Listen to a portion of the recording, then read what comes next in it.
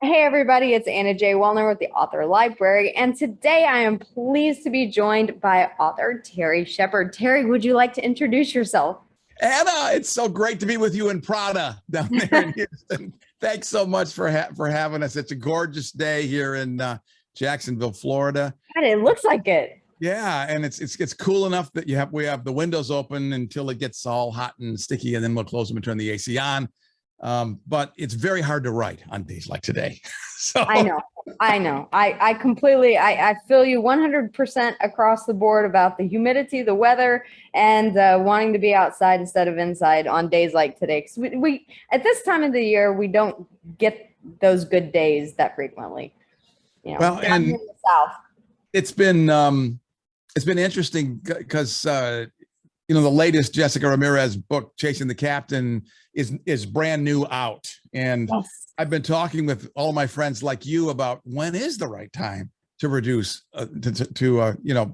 introduce a thriller, and you want to do it like June so they can take you to the beach, or October so they're reading it at holidays, and I don't know. I mean, Chasing Vega, the first in the Jessica Ramirez series, came out in the spring of 2020, and Right.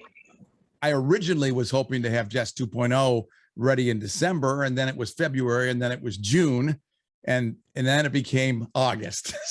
So here it is. It's here at last. But yeah, I mean, it just came out a couple of weeks ago, and the reception for it has been amazing. Can you kind of give readers an idea about what the series is about without giving too much away, genre and kind of, introduce Jessica a little bit and her personality? Well, it's I'm kind of an odd duck because the politically correct thing to do is to not write outside of who they perceive you to be. So I'm a white guy, and I write about women and minorities. So Jessica Ramirez is my protagonist. She is a Latina cop who was fashioned after a real live person, a 25-year veteran of the cop shop, who is currently the associate chief of police at an agency in Michigan. And she's also a good friend of mine. And over the years, I've had a chance to immerse myself in her family and her culture and learn a lot about the challenges she had, because in those days when she was starting, it was still largely a male domain. In some places in the country, it still is. There is a lot of prejudice and chauvinism out there still in the cop world, not as much as there was. Right. But part of the reason I decided to write about Jessica was I wanted to give my friends some happy endings to stories that didn't have happy endings for her. So as you go through Chasing Vega, there is one scene in there where Allie, her sidekick, describes an undercover assignment that Jess had that is absolutely 100% real. It happened, except the ending. And that was the thing. Insider information. Yeah. So I told my friend, I said, why don't you let me write something about you, but I'll make the ending happy. I'll let you get a little revenge. And she was all about that. So that's, she's the star. Her sidekick, Alexandra Clark, is LGBTQ. My medical examiner in Vega is on the autism spectrum. He gets the most mail. Everybody loves him. And, I try to create an ensemble cast in each of my stories that is representative of the diversity of our world and of our nation.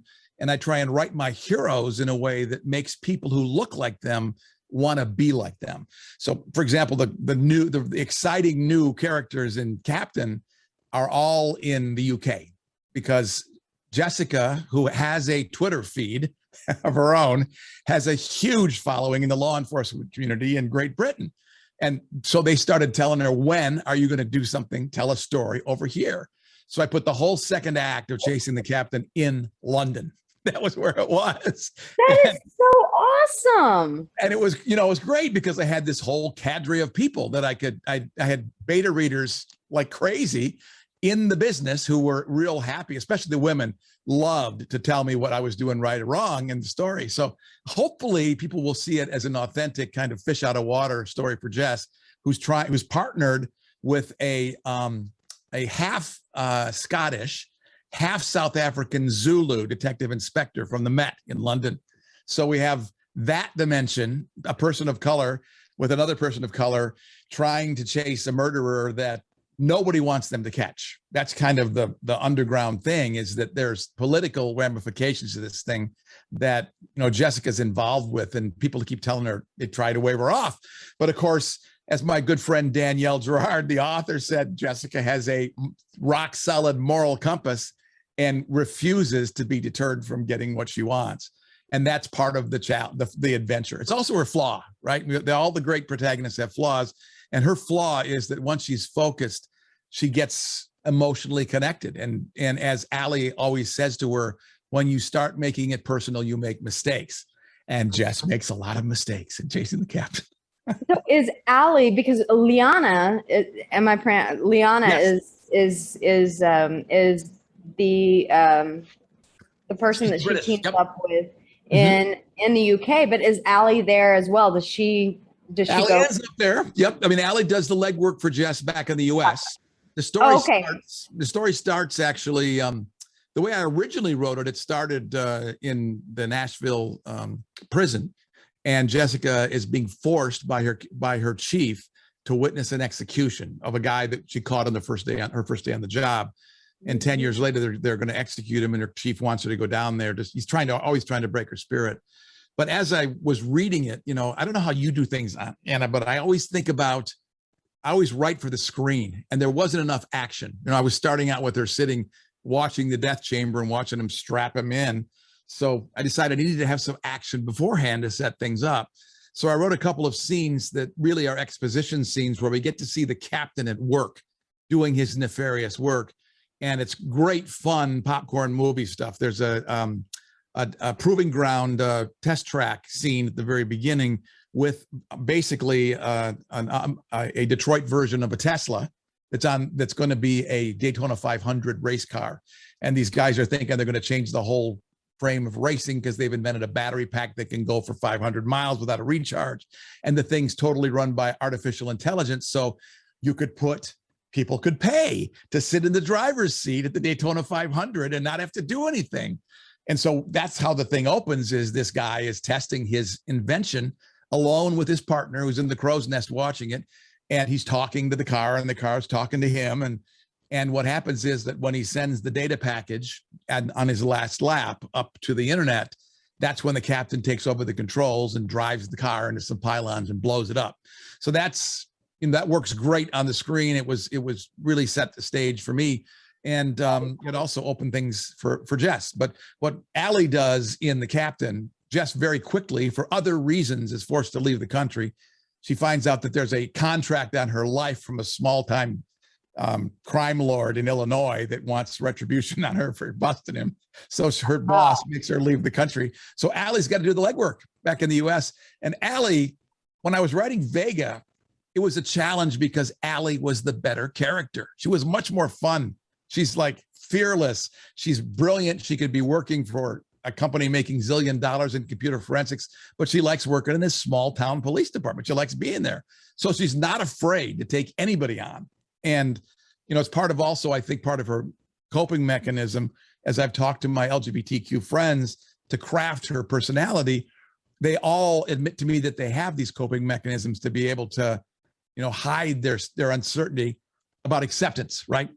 Being accepted for who they are. That's the thing we all worry about as human beings, is that people are going to find out our flaws, get under our makeup, and see that we're not nearly the person we think that they think we are. And so that's her thing, is she's got great bravado. And Jess calls her up and says, "Hey, listen, I need you to go shake down the district attorney in Nashville, because I think this electrocution was wrong. I think the guy was innocent."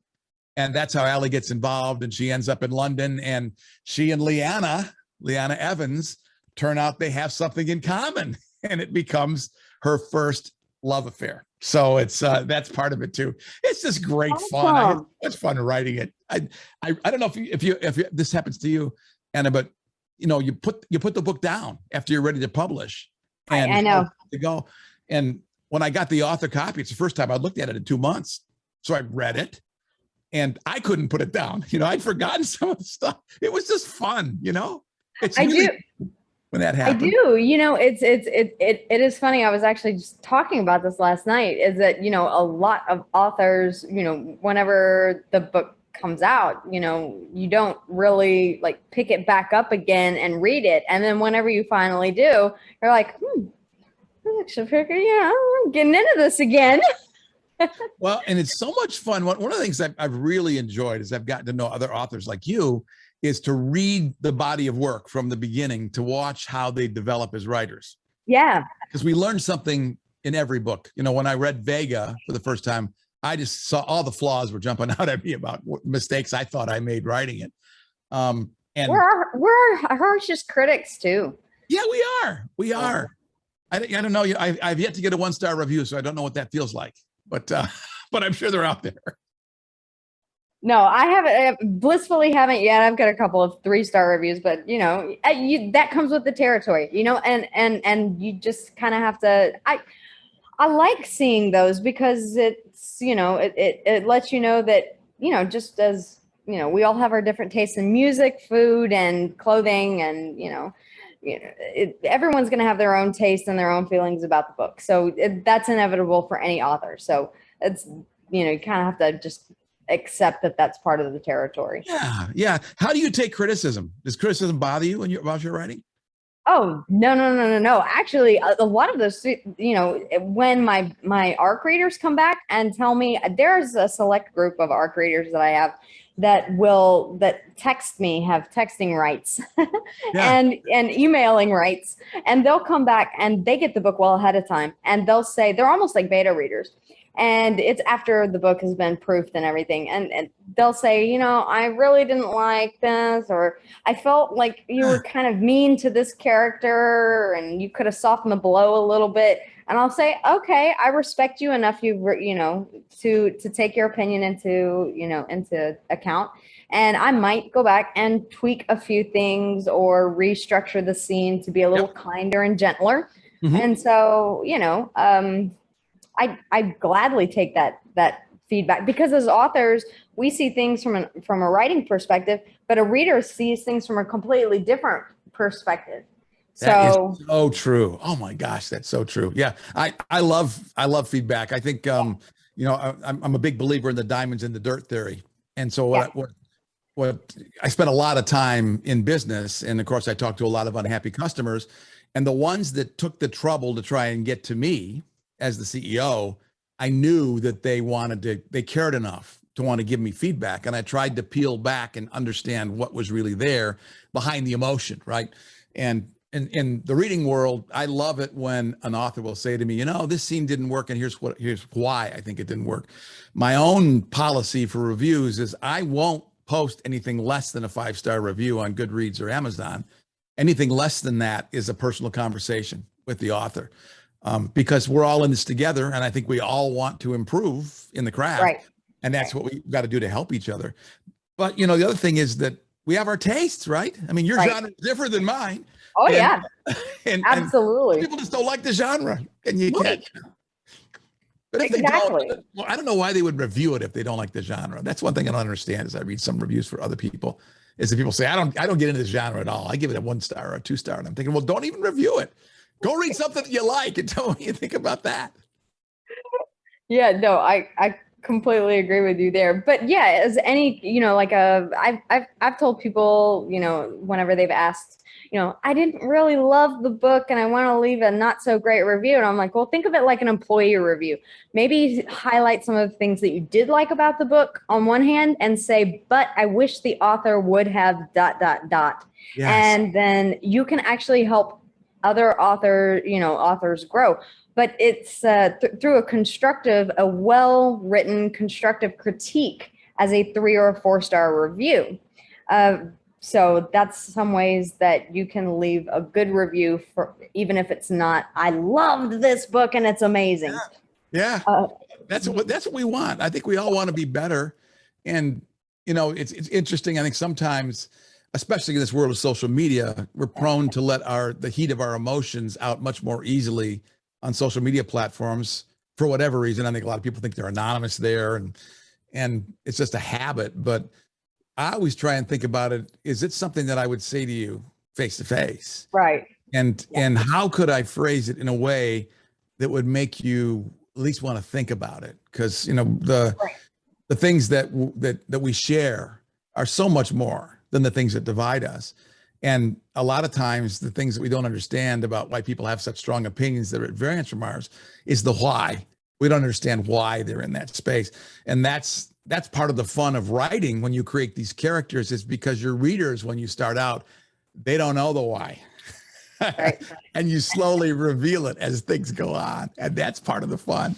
It is. And it's great to look back and say, and, even as, especially whenever you're writing a series, to go to see how the series has progressed and the complexity that you've been able to build in the characters and in the environment and the interpersonal relationships that the characters have with each other, how that grows over time. And even the writing itself will change depending on, how those characters have interacted over the course of the series.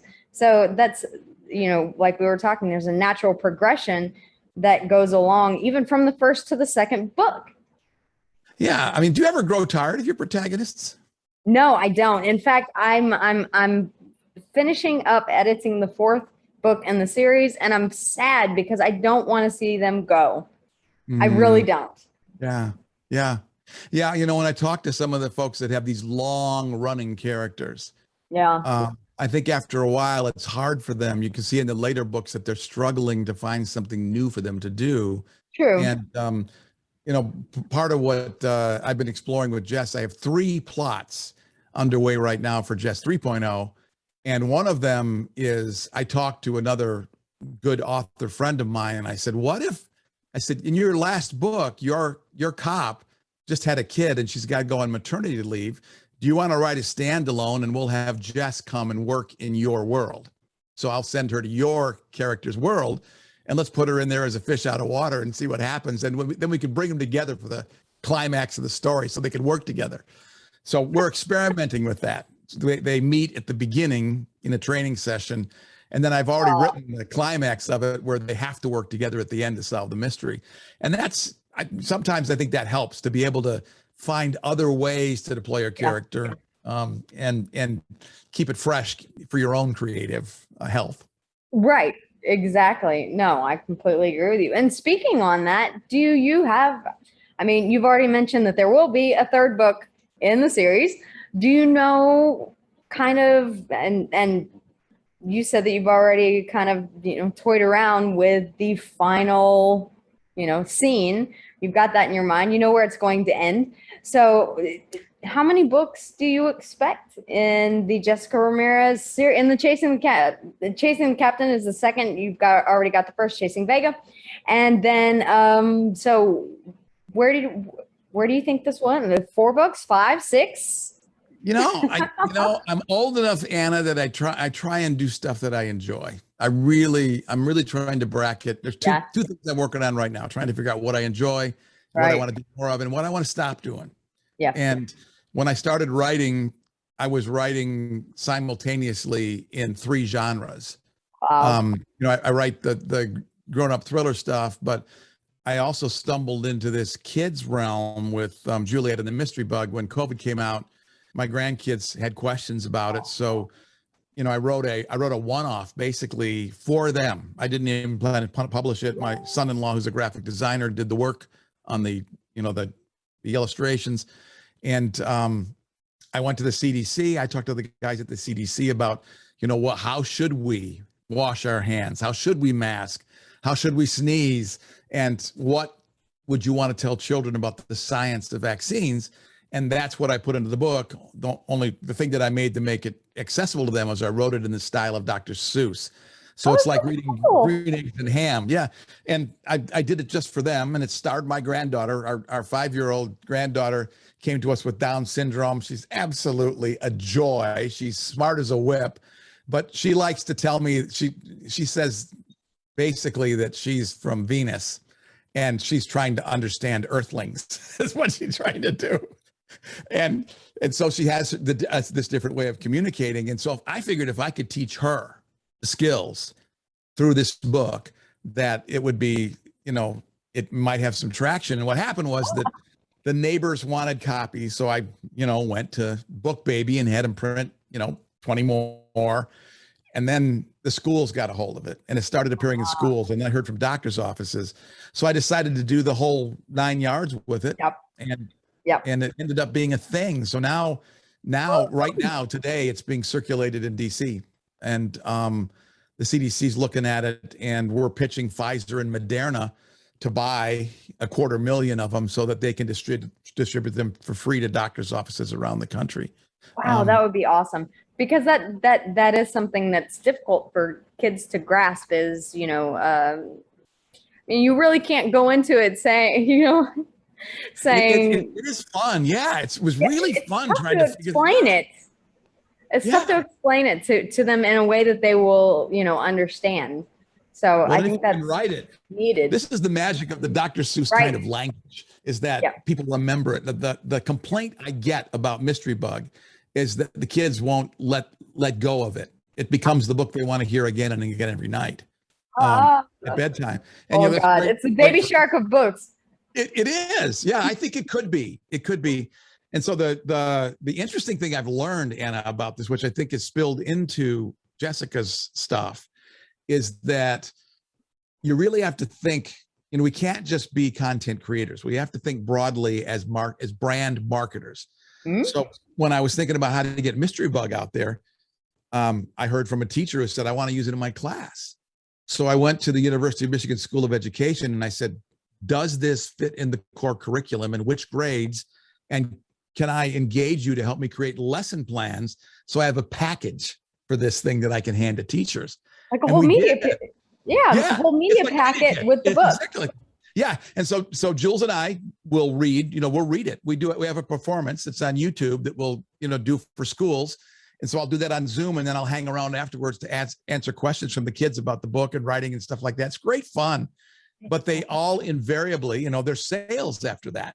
Because, I'll see after I do a classroom presentation, 10 or 15 more of them go out the door. And so I did that with Jess. The same thing is that when I had her translated into Spanish, I did two things. One is that, I hired somebody who really knew the native language. Yeah. Emma Gomez, brilliant woman. And I turned her loose. I said, look, just keep the wireframes of the plot. You and I are web people. So I just keep the wireframes of the plot. So if people read the book in Spanish and English, they'll at least know that the plot points are happening. Right. But make it your own. Go deep into Jessica's culture and, look at the language and make sure that whatever I say in English isn't going to work in Spanish. So she did that. She created this thing, and it's being used in a class at University of Texas right now. It's a literature class. Yeah. And one of the things that they're doing is that at the end of the term, they're going to cast the movie for me. So I've asked them to look at Jessica and Allie and all those and Joey and say, who out there right now should play that on Netflix? And so when I pitch it, I talked to the guys at Paramount and Amazon Prime about how this stuff happens, how they acquire properties. And a lot of what happens now is that it's star driven. So if you have a Jessica Alba, or a Jennifer Lopez or somebody that wants to make something happen, when Tom Cruise went to Lee Child and said, I want to be Jack Reacher, and wrote him $1 million check, Lee Child was saying to himself, that's not how I wrote him, but have at it. It's all yours. Take it. So I'm thinking that that's the strategy that'll work. I'm going to take that data to the reps of the stars and say, this is what they're telling me. You should be playing this. Here's the property. If you want it, I'll license it to you. And we'll see if that works. So exciting. Yeah. Yeah. But at the end of the day, that's not my motivation. Right. I mean, the real motivation for me, when I was in the corporate world, Anna, the thing that brought me the most joy was to be able to work with team members to help them get past self-imposed limitations, to reach beyond and make their potential, meet their potential, exceed their potential. Absolutely. And I really enjoyed that. And so I realized when I started writing, I was doing the same thing.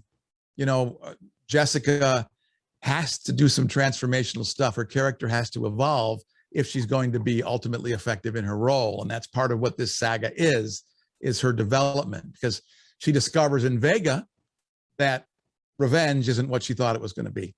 Right. When she does prevail, she doesn't get the feeling of release she thought would be there. And we all know in real life that that's how it works. It doesn't work that way. And that the real purpose in life is how we can make the world better. So if I can do that in my books, if I can make the people that are in my ensemble cast, the very diverse group of people that star in these things, inspire others to want to grow up to be like them, then I will have succeeded. That is amazing. Everybody, make sure that you go and check out the link in the description below. It will take you to Terry's Amazon page where you can find all of these books that we've talked about today, starting with Chasing Vega and then his newest release, Chasing the Captain. And if you're interested in the kids' books, can we find them there on Amazon as well? They are. Yep. You want the complete Awesome. series. Every single Juliet book is there, but the one you want is the complete series because that has everything under one cover. You heard it here, guys. If you haven't already, make sure to subscribe to the channel so that you don't miss out on some great upcoming content. Terry, thank you again for joining me today. It's been a blast hearing about the world of Jessica Vega, and I'm looking forward to reading the series. Thank you. It's been so much fun, Anna, and I can't wait for your next book. Make sure you let me know when it's coming. Absolutely. You guys stay safe, stay healthy, and we'll talk to you again soon. Bye.